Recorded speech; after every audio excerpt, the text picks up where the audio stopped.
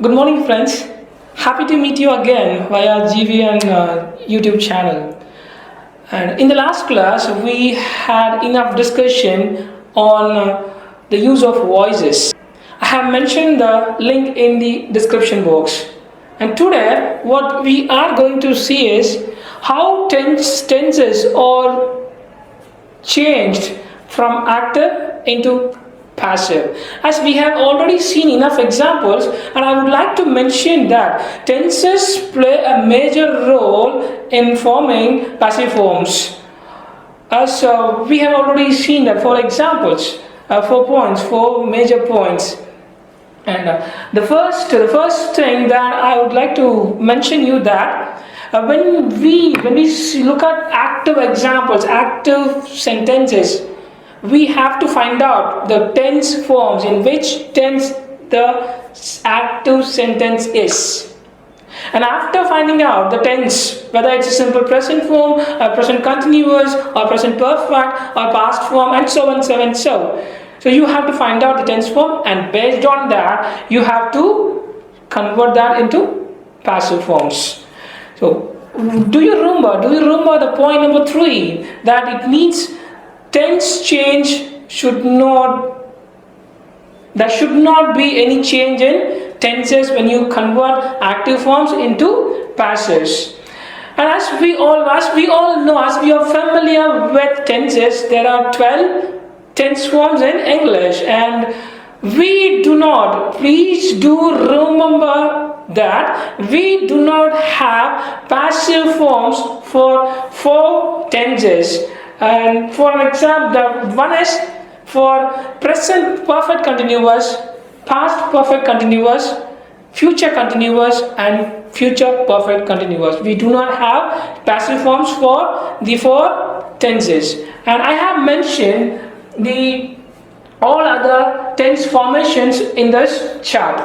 And for simple present form, so we know that simple present, what is simple present form? It means what we do regularly. It means subject plus verb, or with yes.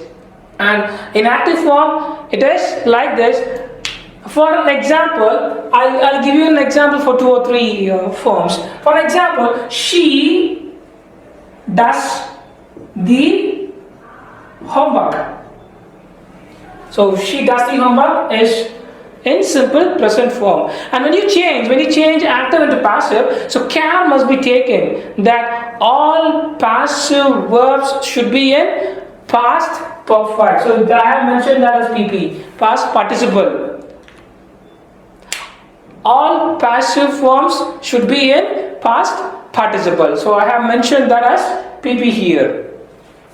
And when you change this particular example into passive form, how does it change? It means subject, verb, and object. And when you change active into passive, it is the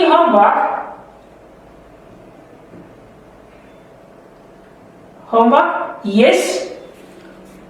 And how does this particular does change? It means do, does, did, and done. Does, did, done. So the homework is done.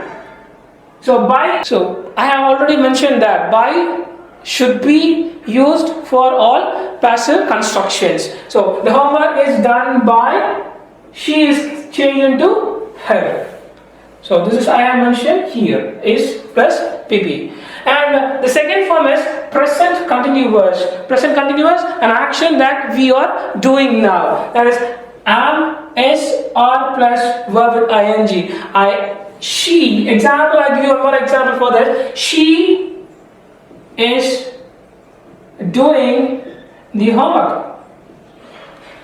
And when you change this, the homework is being done by her. And look at the third tense form, present perfect. And how does it change? And in active form, it is in she has completed the homework. And it is in passive form, it is changed into has or had, plus we should add been with it. The homework has been done by her. And look at the fourth form. It is simple past form, that is subject plus past verb of the verb. For example, she did the homework.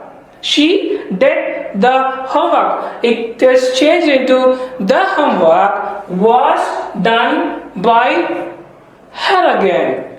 And the next one is past continuous. It is she was doing the homework. She was doing the homework. And how does it change? It is the homework was being done by her.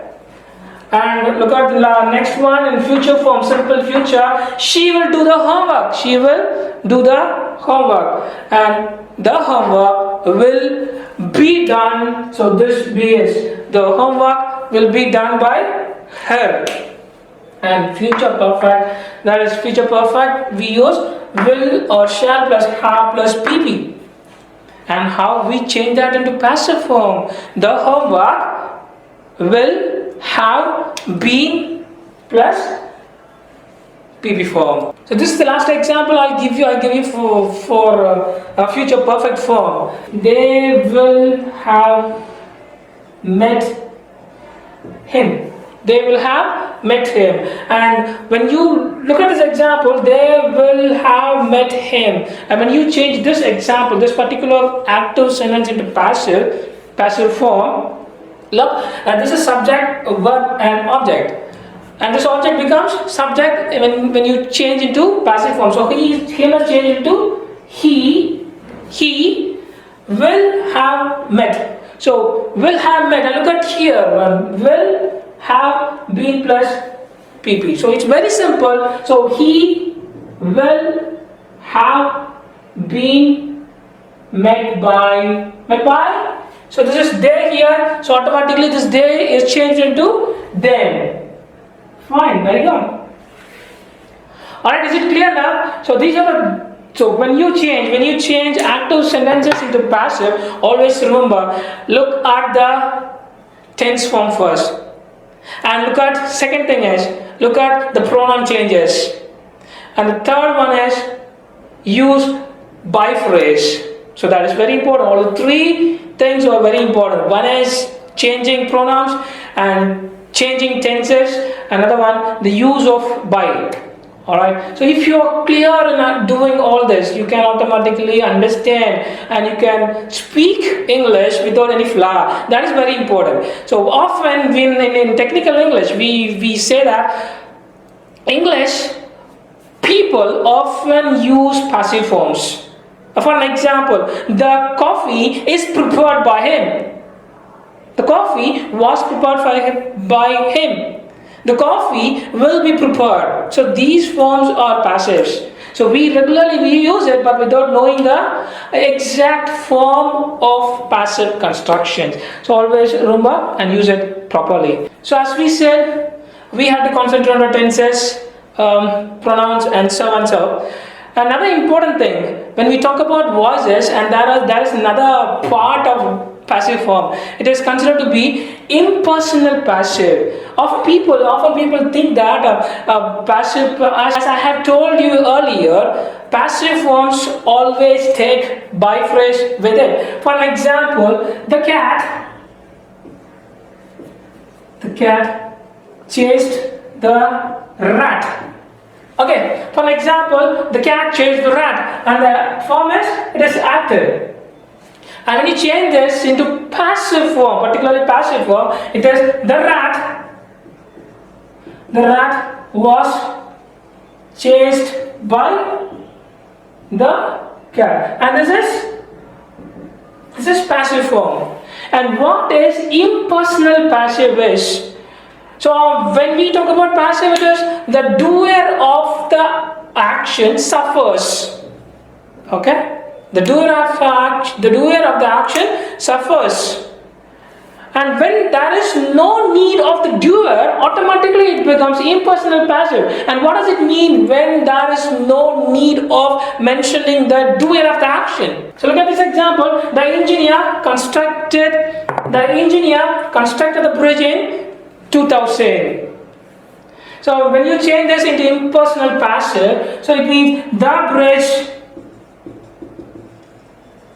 was constructed in 2000. So whether it's meaningful now, does it convey a right meaning? Yes, of course, that it gives us a complete meaning, and there is no need of mentioning this doer of the action. Who constructed the bridge?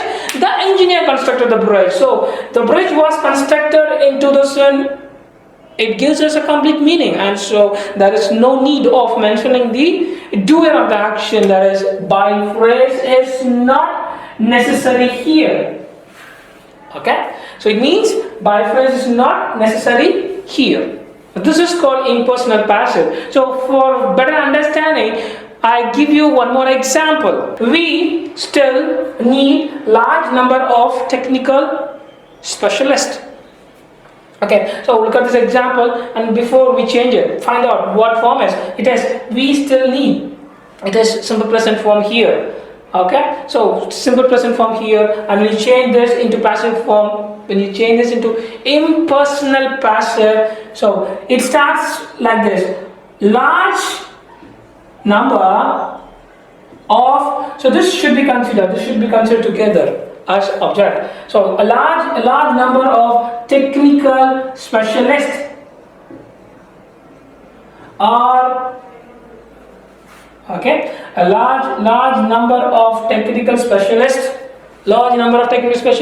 are still needed.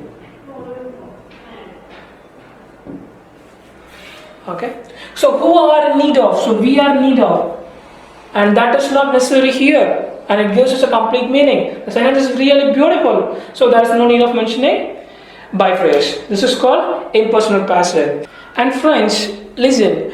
The purpose of learning voices is to make your language fluent, and you should know in what situation and in what meaning we use English.